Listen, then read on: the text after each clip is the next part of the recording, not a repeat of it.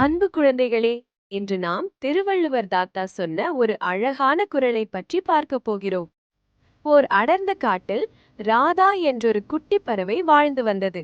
இந்த உலகிலேயே மிகவும் சக்தி வாய்ந்த கடவுளை கண்டு அவர் ஆசி பெற்று என்றென்றும் மகிழ்ச்சியாக வாழ வேண்டும் என்பது அதன் தீராத ஆசை. இதற்காக அது காடு, மேடு, உயர்ந்த மலைகள், ஆழமான கடல்கள் என எங்கும் தேடி அலைந்து இறுதியில் களைப்படைந்து ஒரு குளக்கரையோரம் அழுது கொண்டிருந்தது. அப்போது அங்கிருந்த ஞானமிக்க ஆந்தை தாத்தா ராதாவிடம் ஒரு ரகசியத்தை சொன்னார். ராதா, நீ கடவுளை வெளியே தேடுவதை நிறுத்திவிட்டு ஒரு நிமிடம் உன் கண்களை மூடி அமைதியாக இரு. உன் மனமென்னும் மலருக்குள்ளேயே அவர் என்றோ வந்து அமர்ந்து விட்டார் என்று வழிகாட்டினார்.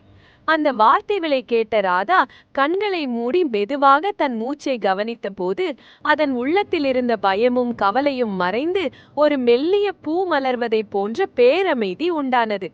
கடவுள் தன் இதயத்திற்குள்ளேயே இருப்பதை அது உணர்ந்து கொண்டது. அன்று முதல் இறைவன் என்னுடனேயே இருக்கிறார் என்ற தைரியத்தில் பயமின்றி மற்றவர்களுக்கு உதவி செய்து கொண்டு அது மகிழ்ச்சியாக பறந்தது. இதைத்தான் திருவள்ளுவர் தன் திருக்குறளில் மலர்மிசை ஏகினான் மானடி சேர்ந்தார் நிலமிசை நீடு வாழ்வார், அதாவது தன் மனமாகிய மலரில் வீற்றிருக்கும் இறைவனின் திருவடிகளை தொழுதால் எந்த கவலையும் இன்றி மிக நீண்ட காலம் இன்பமாக வாழலாம். ஆம் குழந்தைகளே, அன்பு நிறைந்த நம் மனதிற்குள்ளேயே இறைவன் இருக்கிறார் என்பதை உணர்ந்தால் நம் வாழ்வும் மகிழ்ச்சி நிறைந்ததாக மாறும்.